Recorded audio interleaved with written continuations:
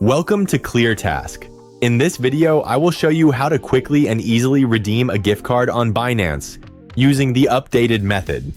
First, open the Binance app on your mobile device and make sure you are logged into your verified account.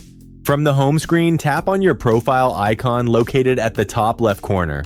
Alternatively, you can access this by tapping the More button and selecting Gift Card from the Services menu. Scroll down the menu options and select Gift Card to open the Binance Gift Card Marketplace. Once you are on the gift card page, tap on the Redeem option. You will see a choice to redeem to crypto. Select that option so your funds go straight to your Binance wallet. Now, carefully enter your 16-character redemption code into the provided text field. Make sure to use the exact sequence of letters and numbers provided to you. After entering the code, tap on Redeem to confirm. The cryptocurrency value will be instantly credited to your Binance funding or spot wallet, ready for you to trade, transfer, or withdraw immediately. That is all it takes to redeem your gift card on Binance. If you found this tutorial helpful, please like the video, share it, and subscribe to ClearTask for more straightforward guides and updates. Thank you for watching.